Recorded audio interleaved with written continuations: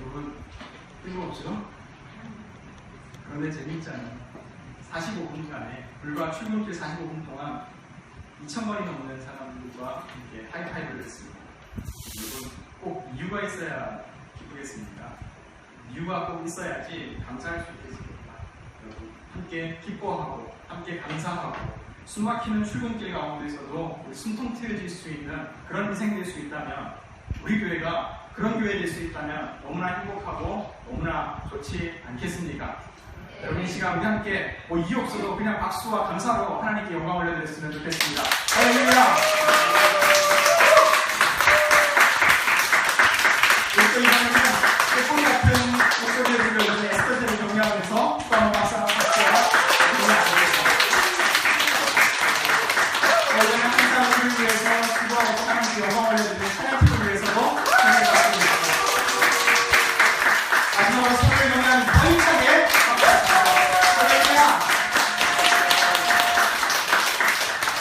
여러분, 이유가 없어도 우리 가운데 감사의 제목들도 기쁨의 제목들도 발견해낼 수 있는 저와 여러분들에게 축복합니다. 네. 오늘은 침묵을 깨우는 목소리라고 하는 제목으로 하나님의 말씀을 증거하고자 합니다. 오늘 성경은 갈릴리 가나에서 벌어졌던 어떤 남녀의 결혼 예식을 주목하고 있었습니다. 그 예식 가운데는 누가 있었을까요? 당연하게도 신랑과 신부가 있었겠고 또한 하객으로 참석한 수많은 손님들이 함께하고 있었습니다. 여러분, 결혼식의 기본적인 분위기는 일반적으로 어떠할까요? 화기애애하겠고 행복하겠고 즐겁겠고, 물론 한두 사람은 질투하고 시기하는 노처녀 노총각이 있을지도 모르겠지만 기본적으로 너무나 즐거운 마음 가지고 그 잔치에 참여하지 않았겠습니까?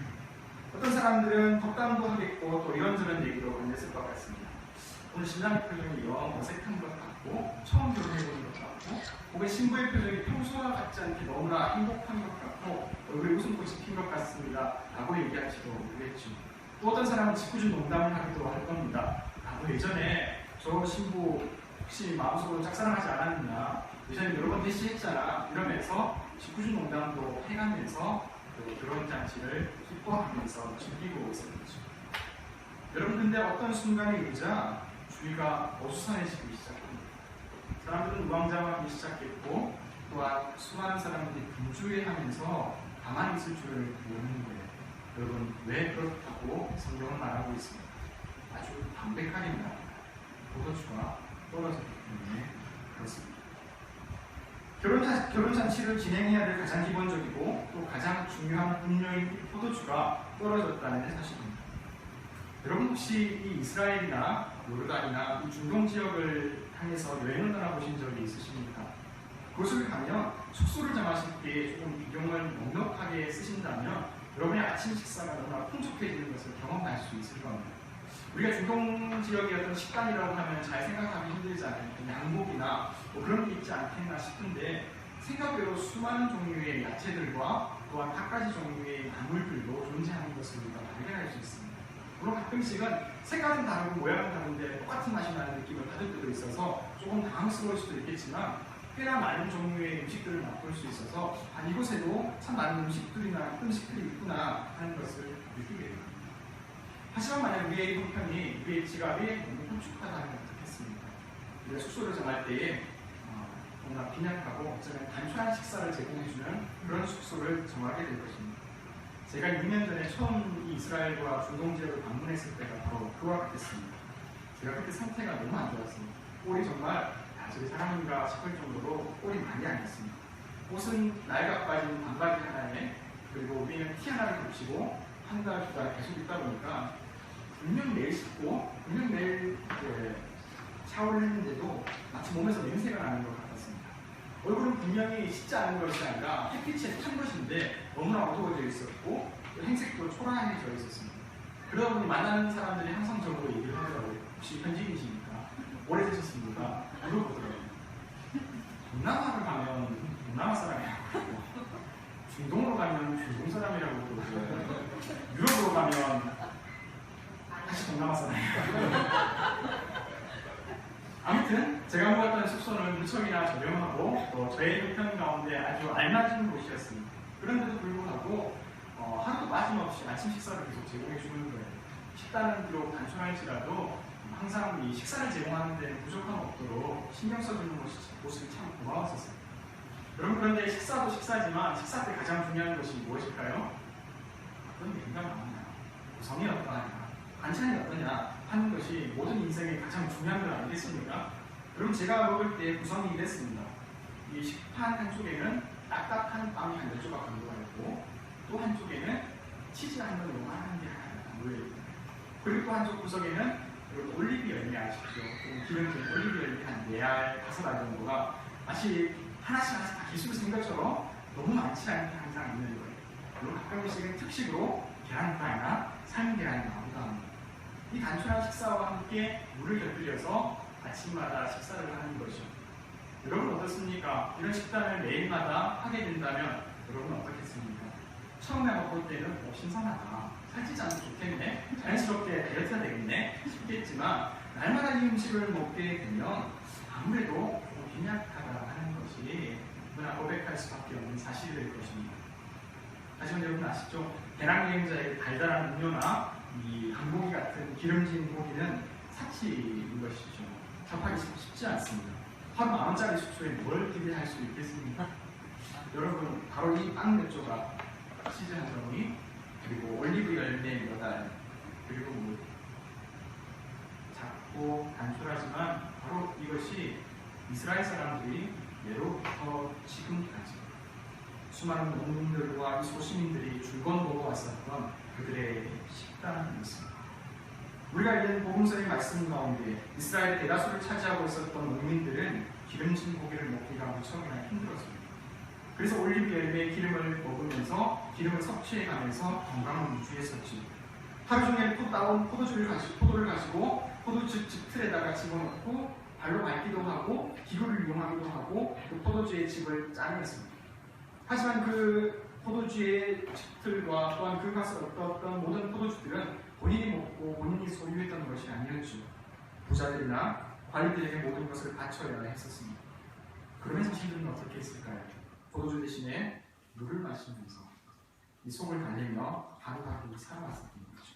마른 빵과 올리브 열매 몇 알, 그리고 치즈로 하루하루의 생계를 유지했었던 것이 복음서에 나타난 가난한 소시민들의 일상생활이었습니다. 그런 그들에게 누군가가 결혼한다는 사실은 너무나 행복한 일이었고 잔치였고 기쁨의 시간임이 분명했습니다. 단지 두 사람만이 행복한 것이 아니라 우리도 더불어서 행복하게 될 수 있겠구나, 우리도 잔치를 경험할 수 있겠구나, 우리도 드디어 기름진 걸 먹을 수 있겠고, 우리도 지금까지 먹어보지 못한 포도주 한번 마음껏 실컷 먹어보자, 함께 기쁨의 잔치 누려보자, 우리가 너희 때문에 이렇게 행복한 시간을 경험하는구나, 우리가 너희 축복하지 않을 수 없지. 주인공과 함께한 손님들의 행복한 축복의 잔치가 바로 결혼식 잔치였다는 사실입니다. 그런데 오늘 말씀 가운데 우리는 가장 당혹스러운 사건을 발견하게 되는 것이죠. 포도주가 떨어졌다는 사실입니다. 여러분, 제가 만약에 거기에 있었더라면, 여러분이 만약 다른 소시민의 입장에서 그곳에 참석했더라면 우리는 다 똑같은 얘기를 할 겁니다. 왜 포도주가 떨어지냐? 어떻게 준비를 했길래, 도대체 무슨 일이 벌어졌길래, 아니 결혼식 날에 포도주가 떨어지는 일이 벌어질 수가 있느냐 얘기하고 토로했을 것입니다. 말은 입으로 다 얘기하기 어렵지만 속으로 정말 불평할 수도 있겠고 너무나 안타까운 마음속에 근심할 수도 있을 것입니다. 왜 그렇습니까? 없어서는 안 될 것이 없어졌기 때문에 그렇습니다. 우리의 삶도 또한 마찬가지 아니겠습니까? 우리 역시 잃어버리면 안 되는 것이 있고 없어서는 안 되는 것이 있지요. 전쟁터에 나가는 군인이 총이 없으면 어떻게 되겠습니까? 연주하러 무대 위에 올라가는데 악기를 안 가져왔으면 어떻게 하겠습니까? 또한 데이트를 나서기 위해서 정말로 내가 사랑하는 저 짝사랑하던 저 여자친구와 드디어 만나게 되어서 첫 번째 데이트를 하게 된 바로 그 순간에 집에 지갑을 두고 오게 되면 여러분 어떡하겠습니까? 미안한데 오늘 한 번만 사줘. 가능하겠습니까? 생각해 보십시다. 예배도 마찬가지 아니겠습니까? 예배를 드리는 자가 준비된 마음 가지지 않고 나온다면 이 예배는 또 어떻게 되겠습니까? 오늘 신랑과 신부에게는 그리고 손님들에게는 가장 중요한 그것이 없어졌다는 사실입니다. 그래서 기쁨의 잔치가 가장 행복한 축복의 시간이 중단되고 멈추게 되고 어쩌면 실패와 상처와 절망으로 끝나버릴 수 있는 위기 가운데 놓여졌다는 사실입니다. 여러분, 이스라엘이 결혼 예식을 준비할 때에 그 예식을 진행하고 또 그 예식을 맡고 있는 총 책임자가 한 사람이 세워집니다. 우리는 그를 원회장이라고 부르게 됩니다. 그는 모든 잔치의 준비와 과정과 진행들을 책임지고 있는 총 책임자입니다. 여러분, 그렇다면 바로 이 순간 가운데, 어쩌면 이 잔치에 있어서는 절체절명의 위기 같은 순간이죠. 바로 그때에 가장 놀랍고 또 가장 당혹스럽고 가장 분주해야 됐을 그 사람은 누구였을까요? 제가 항상 답을 좀 말씀드리고 진행하죠. 여러분, 누구겠습니까? 바로 연회장입니다.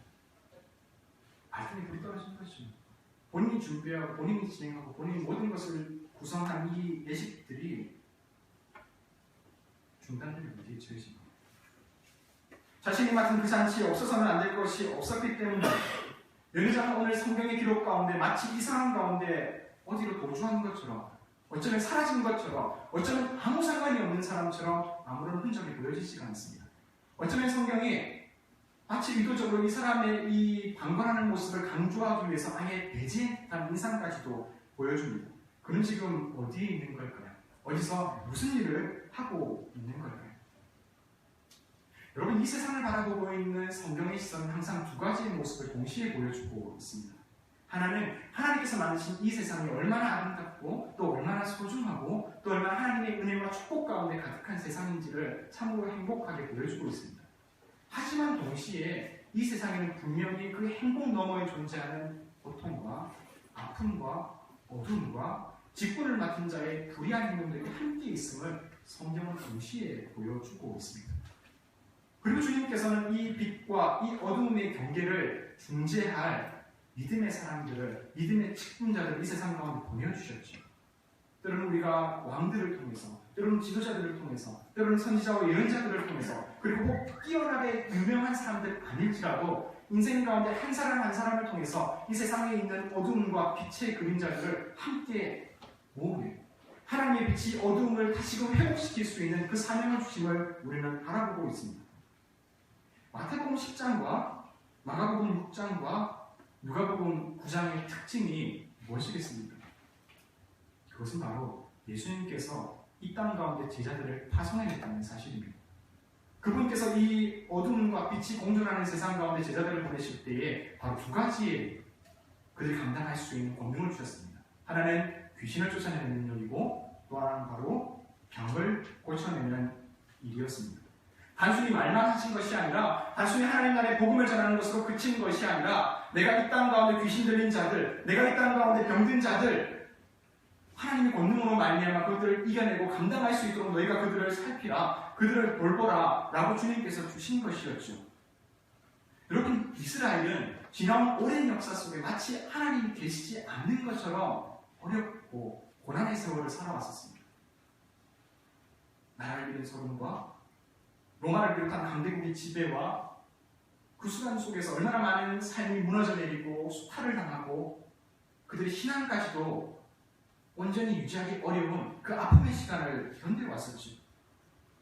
우리 주님께서는 제자들을 보내시면서 그들에게 권능을 주시면서 병 고치는 능력과 귀신 들린 자들을 해결하는 능력을 주시면서 이 시대의 현실이 어떠한 아픔 가운데 있는지를 보고 계셨다는 겁니다.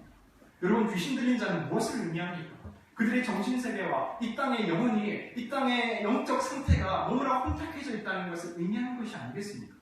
이 땅의 영적인 흐름과 이 땅의 영적인 상태가 온전해져 있다면 굳이 예수님께서 하나하나 다 권능을 주셔서 이 일 가운데 사람을 찾아가게 하시고 귀신 들린 자를 회복하게 하는 그 사역을 굳이 일일이 다 맡기실 필요가 없는 것이죠. 하나님의 말씀을 온전히 믿고 따르기만 하면 되는 것이죠. 또한 병든 자들이 속출하였고 수많은 인생들 가운데 가장 기초적이고 가장 안전해야 될 사람들의 풍토와 위생이 온전하지 못했다는 사실들은 이 땅을 살아가는 수많은 사람들이 이루 말할 수 없는 정신적인 고통과 육체적인 고통을 함께 경험하며 살아가고 있다는 것을 의미하고 있습니다. 오늘 우리 주님께서는 결혼잔치 중에 보여지는 불의한 한 연회장의 모습을 통해 단순히 결혼식만 보고 있는 것이 아니라 이스라엘의 뼈아픈 현실을 보고 있는 것입니다.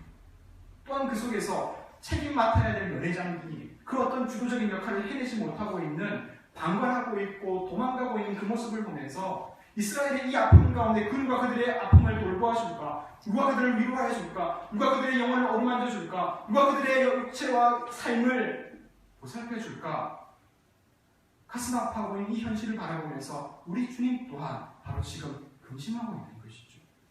여러분, 사랑해 본 사람은 알지 않습니까? 사랑이 깊을수록 한심이 깊어지는 것입니다.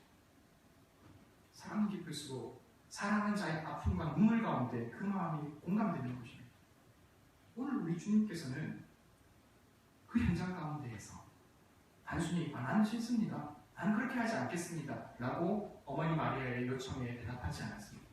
그분은 이렇게 말씀하셨습니다. 여자여, 나와 무슨 상관이 있나요?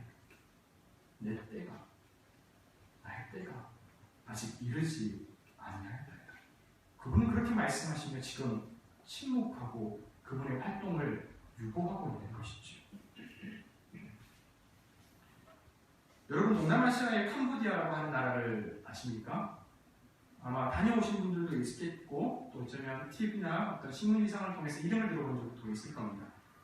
앙코르와트라고 하는 세계 7대 불가사리 중에 하나가 있는 동남아시아의 한 나라인데, 이곳 캄보디아를 떠난 선교사님들께서 예전에 익히 들으셨던 일종의 우스갯소리가 하나 있다고 합니다. 그것은 뭐냐면, 캄보디아에는 다른 곳에 없는 세 가지가 없다고 합니다. 캄보디아에는 없는 세 가지. 여러분 혹시 들어본 적 있으십니까? 목사님 아시죠? 산은 있습니다. 죄송합니다. 조금 물론 우리가 생각하는 높은 산은 없지만 작은 언덕 같은 그런 산이 있습니다. 없는 것 세 가지가 있는데, 첫 번째로는 지진이 없다고 합니다. 또한 두 번째로는 캄보디아에는 태풍이 없다고 합니다. 그럼 여러분, 세 번째는 무엇이겠습니까? 어떤 것이겠어요?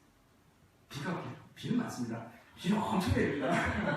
비는 엄청 내립니다. 우기가 되면 비가 너무 많이 내려서 밖에 못 나갈 정도로 그러기도 합니다. 첫 번째 없는 것은 지진이고, 또 하나 없는 것은 태풍이라고 합니다. 그리고 바로 세 번째 없는 것은 암이라고 합니다. 몸의 육체의 질병 가운데 있는 암이라고 하는 질병이 캄보디아에 없다고 합니다. 부럽지 않습니까? 암이 없대요. 너무 행복한가? 만족도가 높은가? 여러분 왜 그렇겠습니까? 제가 그 다음 얘기를 듣고 하게 되었어요. 왜 그러냐면, 캄보디아에는 의사가 없었기 때문에 암이 없어요. 의사가 없으니까, 병원이 없으니까 암이 있는지도 모르는 것입니다. 여러분, 그렇지 않고 말은 되지 않습니까? 말은 되죠. 여러분 한번 생각해 보십시다. 암이 없는 곳이 과연 있겠습니까? 질병이 없는 곳이 있겠습니까? 암이 없는 것이 아니라 암을 발견할 사람이 있는 것입니다. 암을 발견할 병원이 있는 것입니다. 여러분, 삶 가운데 하나님이 계시지 않는 것처럼 보일 때가 많습니까? 하나님이 정말로 계시지 않습니까? 하나님을 발견하지 못하고 있는 것은 아닙니까? 우리의 삶 가운데 희망이 없다고 느껴지는 그 순간이 있으십니까? 희망이 없는 게 아니라 희망을 발견하지 못하고 있는 것은 아닙니까? 우리의 인생 가운데 수많은 사람들이 죽을 위기에서도 다시 살아나고, 이미 끝난 것 같은 인생이 다시 한 번 더 역전하는 인생을 경험하는데, 우리가 눈으로 목격하고 우리가 귀로 듣고 우리가 현장을 날마다 보며 살아가는데 왜 도대체 희망이 없다는 것입니까? 감사 또한 마찬가지 아닙니까? 우리의 삶 가운데 정말로 감사의 제목이 없습니까? 매출 감사절인데 우리가 감사드릴 제목이 정말로 없습니까? 감사를 드리지 못하는, 감사를 발견하지 못하는, 아직 깨어나지 못한 우리의 잠들어 있는 영혼이 있는 것은 아닙니다. 오늘 성경은 가나의 혼인잔치 가운데 문제도 있었지만 희망도 있었음을 보여주고 있습니다. 왜 그렇습니까? 예수님께서 하나님의 말씀이 그때에 그 가운데 바로 그 한복판 가운데 함께하고 있었기 때문에 그렇습니다. 그런데 사람들은 함께 있음에도 불구하고 보지 못했습니다. 허둥지둥거렸고, 또한 어떤 사람들은 현실을 불평할 뿐 느꼈죠. 왜 우리는 그럴까? 또 이래. 뭐 하나 되는 게 없어. 도대체 준비를 어떻게 하는 거야? 그러면 그렇지. 우리가 뭐 어쩌겠어?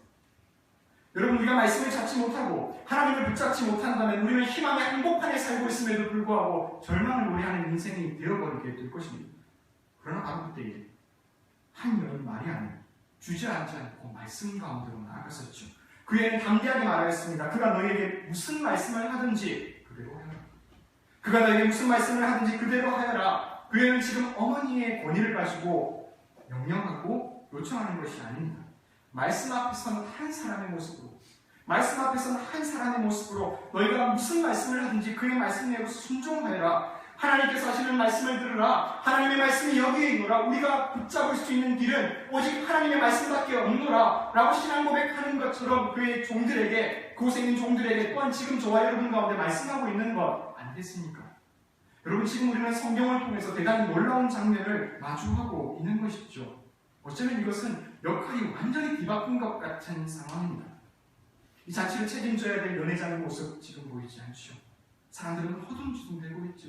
심지어 하나님의 아들조차 침묵 가운데 움직이지 않고 있습니다.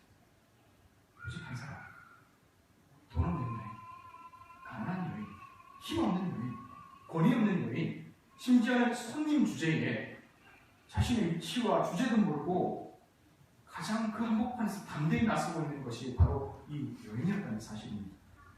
여러분, 그 여인은 어떻게 그렇게 담대하게 나아갈 수 있었습니까? 그 여인은 왜 그렇게 행동할 수 있었습니까? 그 여인은 무엇이 그 여인을 이렇게 담대하고 역동적이고 능동적이며 주도적인 인생으로 바뀌어낼 수 있었습니까? 사랑하기 때문에 그렇지 않습니까? 그 여인 안에 가운데 사랑이 있고 하나님의 말씀을 알았기 때문에 그 여인은 움직일 수 있었던 것이죠.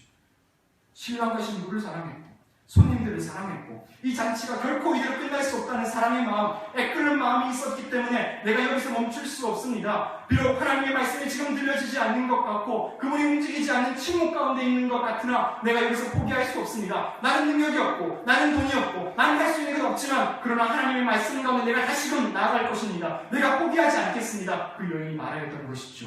그렇게 움직이고 도전하였던 것이죠. 바로 그 침묵을 깨우는 목소리, 그 목소리가 추락하고 있는 것 같은 그 잔치를 완전히 뒤집어 엎는 목소리가 되었습니다. 하나님이 움직이신 것이죠. 위기의 현실 가운데 침묵하고 있던 하나님의 목소리가 하나님의 영광으로 나타나게 되었습니다. 여러분, 이 예식은 어떻습니까? 실패로 끝날 수 있었죠. 상처로 끝날 수 있었죠. 중단될 수 있었고 결코 감사할 수 없을 것처럼 추락할 수 있었던 시간이에요. 그러나 결국 이 예식은 기쁨의 잔치가 되었고 또 하나님의 그 영광이, 부활의 영광이 드러나는 축복의 시간이 되었다는 것을 우리는 목격했습니다. 여러분, 성경은 우리에게 알려주고 있습니다. 물을 떠온 하인들은 알았다는 것입니다. 왜 그렇습니까? 그들은 보았기 때문에 그렇습니다.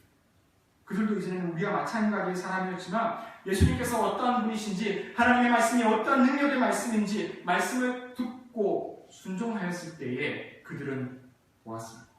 그들은 알았습니다. 여러분, 기억하십시다. 말씀을 붙잡는 사람, 말씀을 듣고 순종해본 사람은 알게 됩니다. 그는 보게 됩니다. 할렐루야. 여러분, 저와 여러분의 삶 가운데도 하나님의 말씀을 붙잡는 인생 되기를 축복합니다.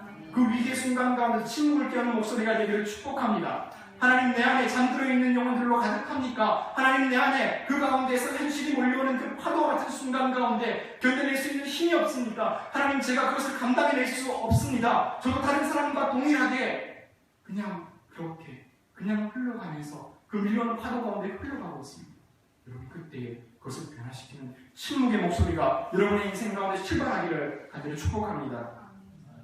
여러분, 성경은 이러한 영광의 가장자리에서 참으로 비교되고 있는 한 사람의 모습을 계속해서 보여주고 있습니다. 그 사람은 바로 아까 말씀드린 원회장이었습니다.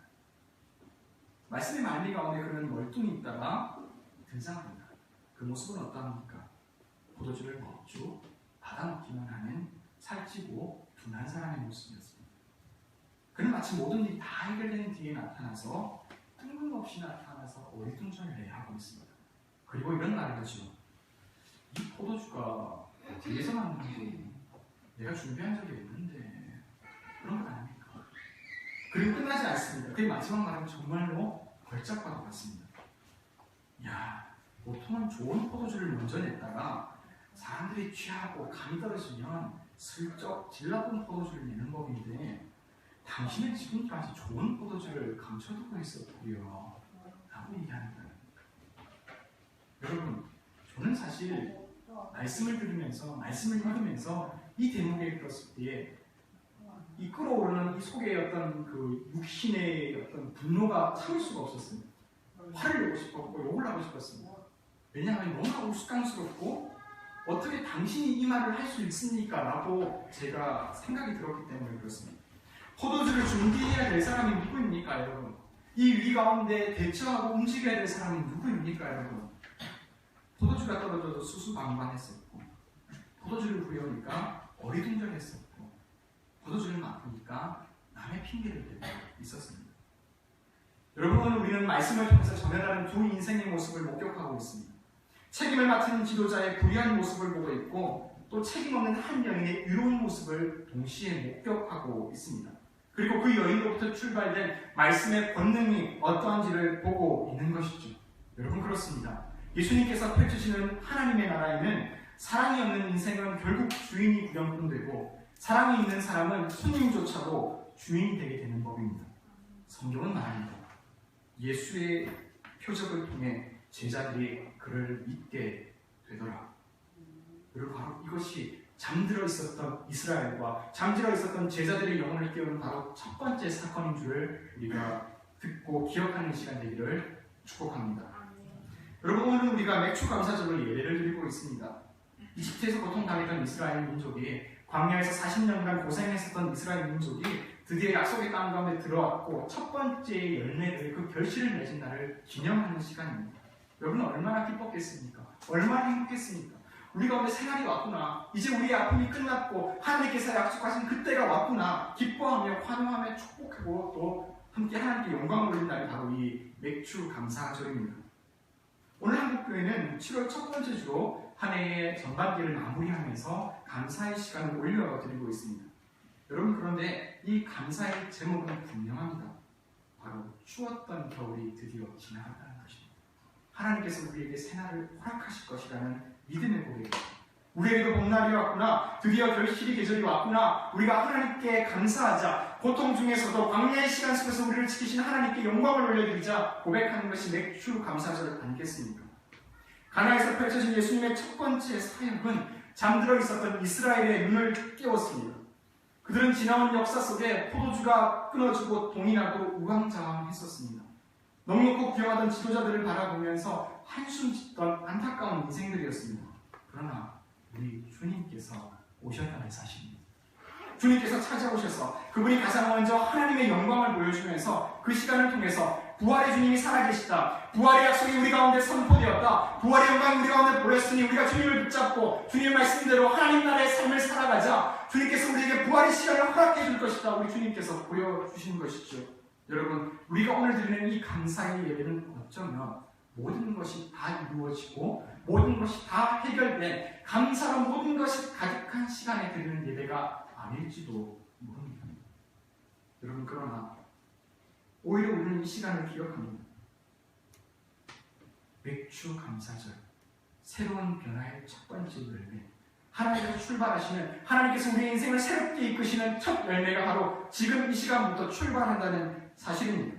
우리 주님께서 이스라엘 역사 가운데 찾아오셨던 것처럼, 우리 주님께서 가나의 혼인잔치의 그 어려움 가운데 찾아오셔서 부활의 영광을 보여주신 것처럼, 오늘 이 말씀을 붙잡고 살아가는 저와 여러분의 가정과 인생과 친구들과 진로와 직장과 우리 교회 가운데, 이 땅 가운데 하나님의 부활의 영광이 있을 줄을 믿습니다. 여러분, 말씀을 마무리할 것입니다. 우리가 하나님의 말씀을 붙잡으십시다. 우리가 각자에 대하여, 서로에 대하여 하나님께로 인도하는 깨어있는 목소리, 침묵을 깨우는 목소리가 되기를 축복합니다. 여러분, 그 목소리가 교회를 깨우고 가정을 깨우고 가장 먼저는 잠들어있는 우리의 영혼을 깨울 때에, 심지어는 우리의 인생 가운데 잠들어 있는 것 같은, 멈춰 있는 것 같은 하나님의 침묵조차도 깨어나게 될 것이죠. 믿습니다. 여러분, 그 믿음 가지면서 부활의 영광을 소망하며 하루하루 믿음 붙잡고 나아가는 바로 이 시간 되기를 축복합니다. 기도하겠습니다.